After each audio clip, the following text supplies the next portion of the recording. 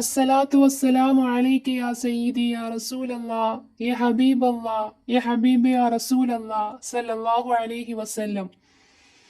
ഇൻഷാ അല്ലാഹ് ഇന്നത്തെ വിഷയം വന്നത് മുത്തായി നബി സല്ലല്ലാഹു അലൈഹി വസല്ലമ തങ്ങളുടെ പുന്നാര മകൾ കരളിന്റെ കഷ്ണമായ ഫാത്തിമ ബീവി റളിയല്ലാഹു അൻഹയുടെയും പുതുമാരൻ അലി റളിയല്ലാഹു അൻഹയുടെയും ചെറിയൊരു കഥയാണ്. അവരുടെ ദാമ്പത്യ ജീവിതത്തിന്റെ കുറച്ചു ഭാഗങ്ങൾ അത് കേട്ടിരിക്കാൻ തന്നെ വല്ലാത്തൊരു ആനന്ദമാണ്.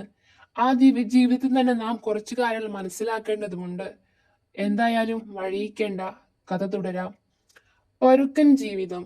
അതിനിടയിൽ ഫാത്തിമ ബീവി റളിയല്ലാഹു അൻഹക്കു രോഗം വന്നു. മേൽ സകലം വേദന, ശരീരം ക്ഷീണിച്ചു പോയി. പിതാവ് കൂടെ കൂടെ രോഗവിവരങ്ങൾ അന്വേഷിച്ചു വരും. എങ്ങനെയുണ്ട് മോളെ? ഒരിക്കൽ നബി സല്ലല്ലാഹു അലൈഹി വസല്ലമ തങ്ങൾ മകളോട് ചോദിച്ചു. ശരീരം സുഖപ്പെട്ടിട്ടില്ല, ശരീരത്തിൽ വേദനയുണ്ട്. അത് സാരമില്ലെന്ന് കരുതാം. വീട്ടിൽ ഭക്ഷണ വസ്തുക്കൾ ഒന്നുമില്ല. അക്കാര്യമാണ് എന്നെ കൂടുതൽ വേദനിപ്പിക്കുന്നത്. ഫാത്തിമ ബീവി റളിയല്ലാഹു അൻഹയുടെ വേദന നിറഞ്ഞ മറുപടി. അതിന് പിതാവിൽ നിന്നുമുണ്ടായ പ്രതികരണം ഇപ്രകാരമായിരുന്നു. എന്റെ പൊന്നു മോളെ, എന്റെ മോൾ ലോകത്തിലെ സ്ത്രീകളുടെ നേതാവാണ്. നിന്റെ ജീവിതം എല്ലാവർക്കും മാതൃകയായിരിക്കണം. ഇത്തരം പരീക്ഷണ ഘട്ടത്തിൽ നീ ക്ഷമിക്കണം, എല്ലാം സഹിക്കുക, ഭർത്താവിനെ അനുസരിക്കുക. നിന്റെ ഭർത്താവിന്റെ കയ്യിൽ ധനം കുറവാണ്, എന്നാൽ ദീനീ കാര്യങ്ങളിൽ അദ്ദേഹം ഉന്നതനാണ്. ഉത്തമനായ ഭർത്താവിനാണ് നിനക്ക് ലഭിച്ചത്. പിതാവിന്റെ വാക്കുകൾ മകളെ കോരിത്തരിപ്പിച്ചു. ഇല്ലായ്മയുടെ കഥകൾ ഇനി ഒരാളോടും പറയില്ല. നബി സല്ലല്ലാഹു അലൈഹി വസല്ലമ തങ്ങൾ അലി റളിയല്ലാഹു അൻഹയെ ഇങ്ങനെ ഉപദേശിച്ചു. അലി, ഫാത്തിമയെ വിഷമിപ്പിക്കരുത്. അവളോട് സ്നേഹപൂർവ്വം പെരുമാറണം. പോരായ്മകൾ കണ്ടാൽ ക്ഷമിക്കണം. അലി റളിയല്ലാഹു അൻഹു ആ ഉപദേശങ്ങൾ പാലിച്ചു വന്നു. ചിലപ്പോൾ ചില്ലറ സൗന്ദര്യ പിണക്കങ്ങൾ ഉണ്ടാകും. അല്പം കഴിഞ്ഞാൽ അതും മാറുകയും ചെയ്യും. ഒരു ദിവസം അലി റളിയല്ലാഹു അൻഹു ഭാര്യയോട് അല്പം പരുഷമായി പെരുമാറി, എന്ന് വെച്ചാൽ ദേഷ്യമായിട്ട്. ഫാത്തിമ ബീവി റളിയല്ലാഹു അൻഹു സഹിക്കാനായില്ല. പിതാവിന്റെ അടുത്തേക്ക് പുറപ്പെട്ടു. ഭാര്യ പുറപ്പെടുമ്പോൾ അലി റളിയല്ലാഹു അൻഹുവിന് വിഷമമായി. നബി സല്ലല്ലാഹു അലൈഹി വസല്ലമ തങ്ങളോട് തന്നെ പറ്റി പരാതി പറയുമല്ലോ അതോർത്തപ്പോൾ വിഷമം. വേണ്ടായിരുന്നില്ലേ? താൻ ഇവിടെ ഇങ്ങനെ ഇരുന്നാ പറ്റില്ല, കൂടെ ചെല്ലണം. എങ്ങനെയെങ്കിലും ഭാര്യയെ സമാധാനിപ്പിച്ചിട്ട് കൂട്ടിക്കൊണ്ടുവരണം. അലി റളിയല്ലാഹു അൻഹു നടന്നു നടന്ന് മുത്തുനബി സല്ലല്ലാഹു അലൈഹി വസല്ലമ തങ്ങളുടെ വീട്ടിലെത്തി. അപ്പോൾ അകത്തു നിന്നും സംസാരം, ഉപ്പയും മകളും കൂടി സംഭാഷണം. അലി റളിയല്ലാഹു അൻഹു അവരുടെ മുമ്പിലേക്ക് കടന്നു ചെന്നില്ല, അവിടെ തന്നെ നിന്നു. അപ്പോൾ നബി സല്ലല്ലാഹു അലൈഹി വസല്ലമ തങ്ങളുടെ വാക്കുകൾ കേട്ടു. ഫാത്തിമ, ഭാര്യ ഭർത്താക്കന്മാർക്കിടയിൽ ഇതൊക്കെ സാധാരണ സംഭവങ്ങളാണ് കേട്ടോ. ഭർത്താവിന്റെ സംസാരവും പെരുമാറ്റങ്ങളൊക്കെ ഭാര്യയുടെ ഇഷ്ടത്തിൽ നോക്കണമെന്നില്ല.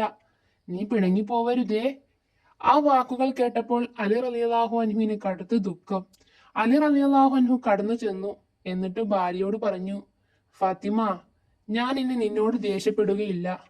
പിണക്കം മറന്നു, ഇണക്കമായി സന്തോഷത്തോടുള്ള മടങ്ങി പോന്നു.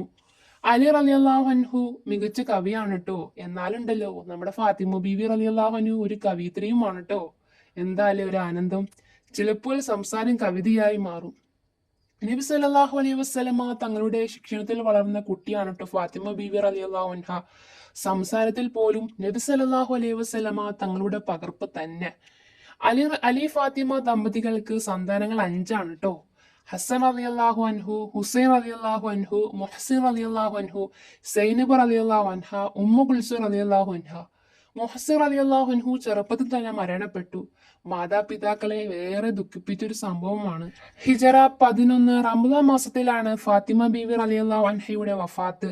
റസൂൽ സല്ലല്ലാഹു അലൈഹി വസല്ലമ വഫാത്തിന് ശേഷം നബി കുടുംബത്തിൽ നിന്നും മരണപ്പെടുന്ന ആദ്യത്തെ ആൾ ഫാത്തിമ ബീവി റളിയല്ലാഹു അൻഹയായിരുന്നു. നബി സല്ലല്ലാഹു അലൈഹി വസല്ലമയുടെ പുത്രന്മാർ വളരെ ചെറുപ്പത്തിൽ മരണപ്പെട്ടു. എന്നാൽ പുത്രിമാർ യൗവനദശയിലുമാണ് മരണപ്പെട്ടത്. ഇത്രയാണ് ഈ ഒരു കഥ തീരുന്നത്.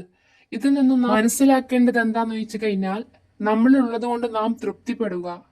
മുത്തുനബി സല്ലല്ലാഹു അലൈഹി വസല്ലമ പറഞ്ഞത് പോലെ ഇതെല്ലാം പരീക്ഷണ ഘട്ടത്തിൽ നാം ക്ഷമിക്കുക. അതൊക്കെ റബ്ബ് സുബ്ഹാനഹു വ തആല നമ്മെ ഇവിടെ സൃഷ്ടിച്ചത്, നമ്മളിവിടെ പഠിച്ചേക്കുന്നത് അവന്റെ പരീക്ഷണങ്ങൾ നാം എങ്ങനെയാണെന്ന് അറിയാൻ വേണ്ടിയിട്ടാണ്. അതെല്ലാം നാം ക്ഷമിച്ച് ജീവിക്കാൻ നോക്കുക. ഉള്ളത് കൊണ്ട് നാം തൃപ്തിപ്പെടുക. ഇല്ലാത്തവരെ കാര്യങ്ങൾ ഓർക്കുക. അപ്പോൾ നമുക്ക് മനസ്സിൽ എന്താണ് ആ വിഷമം ഇല്ലാണ്ടായി പോകും. കാരണം വെച്ച് കഴിഞ്ഞാല് റബ്ബ് എനിക്ക് ഇത്രയെങ്കിലും തന്നല്ലോ, എത്ര ദിവസം വരെയും ഭക്ഷണം കഴിക്കാണ് നടക്കുന്ന ആളുകൾ ഉണ്ടാവുമായിരിക്കാം. റബ്ബേ, ഫലസ്തീനിലൊക്കെ അവസ്ഥ ഒന്ന് ആലോചിച്ച് നോക്കാല്ലേ. അവർക്കൊക്കെ ഭക്ഷണം പോലും ഇല്ലാത്തൊരവസ്ഥ. കുടുംബക്കാരില്ല, അയൽവക്കൽ ആരും ഇല്ലാണ്ട് ചിലപ്പെങ്കിൽ ഉമ്മയും വാപ്പയും ഒക്കെ മരിച്ചു, ഒരു മോൻ മാത്രം ബാക്കിയുള്ള അവസ്ഥയൊക്കെ ഒന്ന് ആലോചിച്ച് നോക്കാം. അള്ളാഹു എനിക്ക് അതൊന്നും ഇല്ലല്ലോ. എനിക്ക് ഇതിനേക്കാളും സുന്ദരമായ ജീവിതം നീ എനിക്ക് തന്നു. എനിക്ക് എന്നും ഭക്ഷണം തന്നു, എനിക്ക് വീട് തന്നു, എനിക്ക് ഡ്രസ്സ് തന്നു, എല്ലാം തന്നു, എനിക്ക് മക്കളെ തന്നു, എല്ലാവരും തന്നു. എന്റെ സുന്ദരമായ ജീവിതമാണ്. അൽഹംദുലില്ലാ. എത്ര ഹംദ് പറഞ്ഞാലും തീരത്തില്ല. അതും നമ്മ ഹംദ് പറയുക. അല്ലാണ്ട് എനിക്ക് ഇത്ര തന്നോളൂ, എനിക്ക് ഇച്ചിരി ഉള്ളൂ, അവിടെ അങ്ങനെയുണ്ട് ഇവിടെ ഇങ്ങനെയാണെന്ന് പറയാണ്ട് ഉള്ളത് നാം ഹംദ് പെട്ട് തൃപ്തിയാക്കുക. അത് കാണുമ്പോൾ പഠിച്ചവനിക്കൊരു സന്താനം പഠിച്ചവൻ വീണ്ടും നമുക്ക് കൂടുതലായിട്ട് തരും. അല്ലാണ്ട് അങ്ങനെ ഇങ്ങനെയാന്ന് പറഞ്ഞ് കുശുമ്പ് കുത്തോ കാര്യങ്ങളൊന്നും ചെയ്യാണ്ടിരിക്കുക. ഉള്ളതിൽ നാം ക്ഷമിച്ച് ജീവിക്കാൻ നോക്കുക. പിന്നെ ഉള്ളതെന്ന് വെച്ച് കഴിഞ്ഞാല് ഭാര്യ ഭർത്താക്കന്മാരിൽ ഇടയിൽ കുറച്ച് ഇണക്കും പിണക്കൊക്കെ ഉണ്ടാവും. അതൊക്കെ സ്വാഭാവികമാണ്. അതെല്ലാം നമ്മൾ ക്ഷമിച്ച് ജീവിച്ച് മുന്നോട്ട് പോയാലേ ജീവിതം സുന്ദരമായിരിക്കും. ഇൻഷാ അല്ലാഹ്. അള്ളാഹു സുബ്ഹാനഹു വ തആല നമ്മുടെ ദാമ്പത്യ ജീവിതം സന്തോഷകരമാക്കട്ടെ. അള്ളാഹു സുബ്ഹാനഹു വ തആല ഈ മഹദിയുടെ മഹാന്റെ ബർക്കത്തുകൊണ്ട് നമ്മുടെ ജീവിതത്തിൽ ബർക്കത്തും ഹൈറും എല്ലാം ഉണ്ടാവട്ടെ. ഇൻഷാ അല്ലാഹ്. അടുത്ത വീഡിയോയിൽ കാണാം.